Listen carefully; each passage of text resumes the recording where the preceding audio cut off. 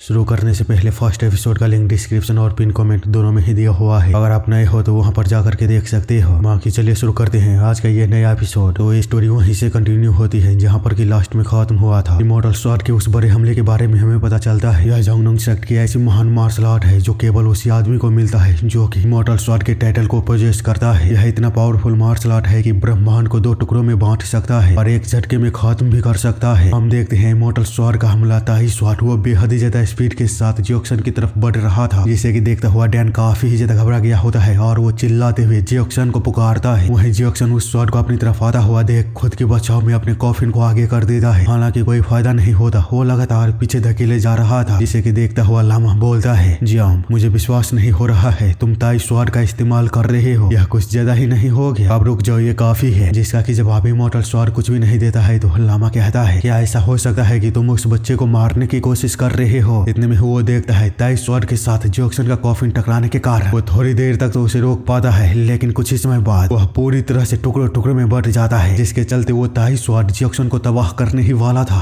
तभी एक मोमेंट पर डैन पहुंचकर अपना हमला करता है। हेवनली आर्टिलरी जनरल का फोर्स 9 ड्रैगन आर्टिलरी। हम देखते हैं उसके क्यूआई से 9 ड्रैगन बनते हैं और वह डायरेक्ट ही इमॉर्टल स्वॉर्ड के ताई स्वॉर्ड की तरफ बढ़ता है। अपनी तरफ उस हमले को आता हुआ देख इमॉर्टल स्वॉर्ड वो कुछ भी समझ पाता उससे पहले ही वो देखता है उसका ताई स्वॉर्ड सेकंडों में तबाह होता हुआ वेपरेट हो चुका था, जिसको देखता हुआ वो बोलता है, नहीं ऐसा बिल्कुल भी नहीं हो सकता, क्या उसने सचमुच में ताई स्वॉर्ड को तबाह कर दिया? यह आदमी तो किंग ऑफ वॉर है, आखिरकार वो यहाँ पर कर क्या रहा है? हम देखते हैं डैन उन लोगों को देखते हुए बेहद ही ज्यादा गुस्से में था। ऐसा लग रहा था वो उन लोगों को एक एक करके चुन चुन कर मारेगा, जिसको देखता हुआ जंगनंग सेक्ट का लीडर बोलता है, वह बहुत ही ज्यादा पावरफुल आदमी लगता है। तो उसके बगल में खड़ा एल्डर बताता है, क्या यह आदमी वो है किंग ऑफ वॉर नहीं है जो उस समय आयरन मार्शल एसोसिएशन में था? आखिर वो यहाँ पर क्यों आया? हम देखते हैं डैन जब उन लोगों के सामने आता है तो इमॉर्टल स्वॉर्ड कहता है, मुझे विश्वास नहीं हो रहा है, किंग ऑफ वॉर जिन्हें 9 सबसे शक्तिशाली लोगों में से एक माना जाता है, इतनी दूर जंगनंग सेक्ट में आए, मुझे सचमुच में इसकी बिल्कुल भी उम्मीद नहीं थी। जिसका कि जवाब जब डैन कुछ भी नहीं देता है तो इमॉर्टल स्वॉर्ड फिर से कहता है, आपके चेहरे के भाव को देखते हुए मुझे नहीं लगता है कि आप यहाँ पर किसी दोस्ताना मुलाकात के लिए आए हैं। क्या आप मुझे यहाँ पर प्लीज अपने आने का कारण को बता सकते हैं? अगर आपका कारण उचित रहा तो हम जंगनंग सेक्ट के लोगों के साथ यथासंभव सहयोग करने की कोशिश करेंगे, लेकिन अगर आपका कारण उचित नहीं रहा तो आपको इसकी रिस्पॉन्सिबिलिटी लेनी होगी। उस कितने बकबक को सुन डैन आगे जाते हुए बोलता है, अपनी बकवास बंद कर। उसे इतना रोड देख इमॉर्टल स्वॉर्ड वो तो हैरान होता ही है, लेकिन बाकी के लोग सोच रहे थे या उसने अभी अभी यह बात इमॉर्टल स्वॉर्ड से कही या वह पागल हो गया है। इन्हीं सारी बातों को सोचता हुआ वे लोग डैन से बोलते हैं, किंग ऑफ वॉर तुम्हारे इमॉर्टल स्वॉर्ड के साथ ऐसी बात करने की हिम्मत कैसे हुई? लेकिन डैन उनकी बातों पर ध्यान न देते हुए सीधे जियोक्सन के सामने पहुंचकर जब उसका नाम लेता है तो हम देख पाते हैं जियोक्सन उसकी तरफ अपने सर को उठाकर देखता है, लेकिन चूंकि अभी भी डैन को उसका चेहरा याद नहीं था तो वो उससे पूछता है, क्या तुम सचमुच में जियोक्सन ही हो? और जियोक्सन उसकी बातों का कोई भी जवाब ना देते हुए बस 2 ही शब्द रट रहा था, बड़ी बहन नोना सायो। उसके ये शब्द सुनकर डैन को पूरी तरह कंफर्म हो चुका था ये जियोक्सन ही है। साथ ही जब वो और भी गौर से देखता है तो उसे उसका चेहरा भी याद आ जाता है। वो अपने मन में कहता है, एक कार है, उससे मिलने के बाद मुझे वह याद आया। इतना सोचते हुए वो रोते हुए बोलता है, जियोक्सन तुम अभी भी जिंदा हो? तो जियोक्सन वो बोलता है, सायो। डैन जिस पर उससे कहता है,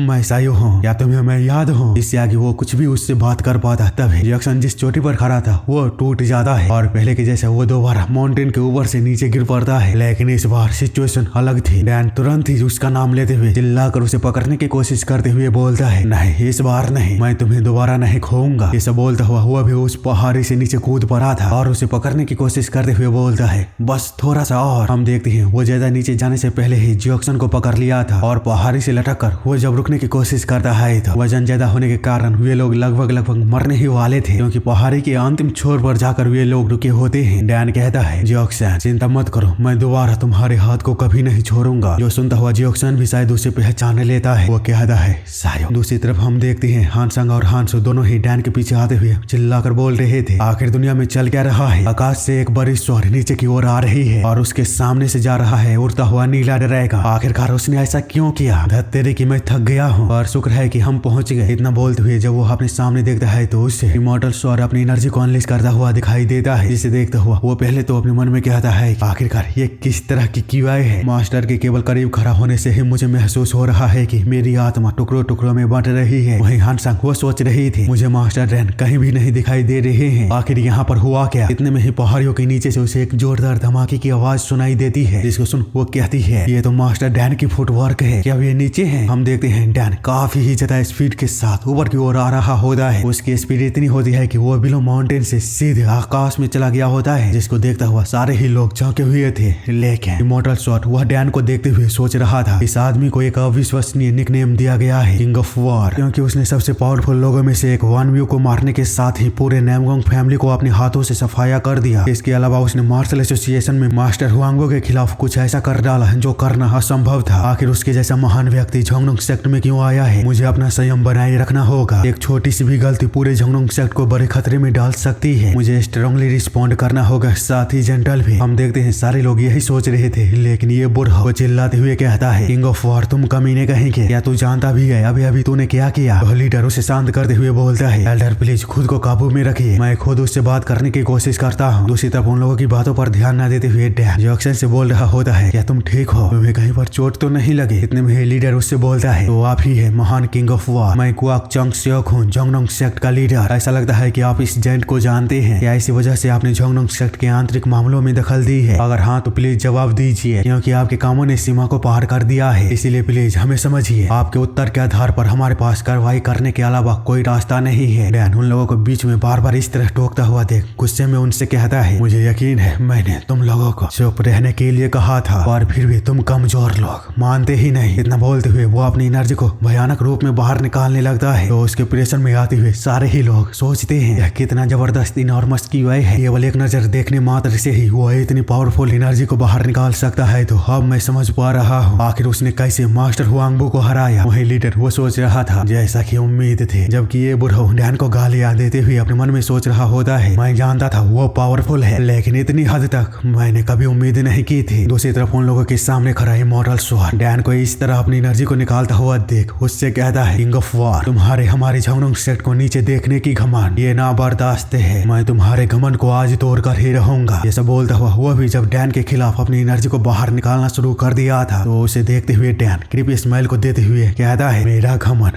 तुम तोड़ोगे? कितना अजीब है, चलो आ जाओ देखते हैं तुम ये कैसे करते हो। और तभी वो कुछ देख काफी ही ज्यादा शौक हो गया होता है। वह देखता है उसके सामने जैक्सन का वही कपड़ा पड़ा था जिसे कि उसने पहली बार उसके लिए खरीदा था। वह देखता है उस कपड़े को अपने से दूर देख जैक्सन वो तुरंत ही उसकी तरफ भागता है और उसे कसकर अपने सीने से लगाते हुए बार बार बोल रहा होता है, बड़ी बहन नोना सायो मैं मर नहीं सकता। उसे इस तरह देख डैन बहुत ही ज्यादा हैरान हुआ था, इतना कि वो हंसते हुए कहता है, यानी कि सोचता है, बिल्कुल भी नहीं जैक्सन, तो तुमने मुझे अभी भी नहीं पहचाना है, बस मुझे देखकर मेरा नाम पुकार रहे हो। इतना बोलते बोलते वो एकदम से ही सीरियस हो चुका था और हांसू के द्वारा कहे गए पहले की बात को याद करता है। मास्टर लामा ने अपनी यात्रा के दौरान उसे अधमरी हालत में पाया था, और जब उसने फॉरबिडन रिजरेक्शन टेक्निक के द्वारा उसकी जान बचाई तो साइड इफेक्ट के कारण उसने अपनी सारी याददाश्त को खो दिया। इन्हीं बातों को याद करता हुआ डैन जब गुस्से में अपनी एनर्जी को और भी ज्यादा तेज करते हुए लामा से पूछता है, मुझे उसका ना पहचानने का कारण क्या तुम्हारा फॉरबिडन रिजरेक्शन टेक्निक हो सकती है? तो लामा बताता है, आप किस बारे में बात कर रहे हो? ऐसा लगता है कि आपने मुझे गलत समझ लिया है। मैंने उस पर फॉरबिडन रिजरेक्शन टेक्निक का इस्तेमाल केवल उसकी जान को बचाने के लिए किया था। और डैन उसकी बातों पर ध्यान न देते हुए कहता है, काश तुमने फॉरबिडन रिजरेक्शन टेक्निक का इस्तेमाल नहीं किया होता तो आज जैक्सन मुझे नहीं भूलता। साथ ही वो सोच रहा होता है, आखिर मैं ये किस तरह की बातें बोल रहा हूँ। लेकिन दूसरी तरफ उसकी बातों को सुनने के बाद ये बूढ़ो बोलता है, अपनी बकवास बंद कर, तू समझ भी पा रहा है कि तू क्या बोल रहा है? अगर उन्होंने फॉरबिडन रिजरेक्शन टेक्निक का इस्तेमाल नहीं किया होता तो वो कब का मर गया होता। वही लीडर डैन को समझाता है, प्लीज शांत होकर हमारी बात को सुनो, यह सब उसने केवल उसे बचाने के लिए किया। जिस पर कि डैन और भी ज्यादा गुस्से में अपनी एनर्जी को बाहर निकालते हुए उनसे कहता है, मुझे हंसाओ मत। वहीं बाकी के लोग उसकी ऐसी डार्क एनर्जी को देखते हुए कहते हैं, असंभव, इंसान कभी भी इस तरह की एनर्जी को बाहर निकाल ही नहीं सकता। इतना बोलते बोलते वे सब के सब डैन के बिना अटैक किए ही खून की उल्टियां करते हुए सोचते हैं, मैं सांस नहीं ले पा रहा हूँ, या हम सभी इसी तरह मरने जा रहे हैं। लेकिन इमॉर्टल स्वॉर्ड वो किसी तरह अभी भी खुद को संभाल पा रहा होता है, लेकिन वो अपने मन में कह रहा था, किंग ऑफ वॉर ने अपनी मर्जी से इस मर्डरस ऑरा को इमिट नहीं किया है, बल्कि वो अपनी भावनाओं के बस में चला गया है। उसकी सिचुएशन को देखते हुए ऐसा बिल्कुल भी नहीं लगता है कि ऐसा पहली बार हुआ है, या ऐसा हो सकता है कि उसे हार्ट डीमन ने पोजेस कर लिया है। वही लामा जब खुद को जस्टिफाइड करते हुए डैन से बोलता है, शांत हो जाओ, हमने जो कुछ भी किया तब भी और अभी उस बच्चे को बचाने के लिए किया। जिस पर डैन वो कहता है, तुम मेन लैंडर्स, तुम जब किसी का इलाज करते हो तो उस पर 23 स्वर को चलाते हो जो ब्रह्मांड तक को 2 हिस्सों में बांट सकता है, यहाँ तक कि किसी की आत्मा को भी पूरी तरह से खत्म कर सकता है। उसकी ऐसी बातों को सुनता हुआ कोई भी कुछ भी समझ पाता उससे पहले ही डैन आगे कहता है, जिन लोगों ने भी जैक्सन का ऐसा हाल किया है उन सभी को मैं चुन चुन कर मारूंगा। बस इतना बोलते ही हम देख पाते हैं कि ऐसा लग रहा था केवल इमॉर्टल स्वॉर्ड को छोड़कर उसने बाकी के लोगों को मार भी डाला था, जिसको देखता हुआ इमॉर्टल स्वॉर्ड वो कुछ भी समझ पाता उसी समय उसकी भी बॉडी के चिथड़े उड़ जाती हैं और वो सोचता ही रह जाता है कि असंभव, मैं उसका सामना नहीं कर सकता, मैं हार गया। वो इसके इतना बोलते ही ये एपिसोड यहीं पर खत्म हो जाती है। अगली एपिसोड कल देखने को मिलेगी। बाकी तब तक के लिए चैनल को सब्सक्राइब करो और स्क्रीन पर आ रही है स्टोरी को जाकर देखो, मजा आएगा।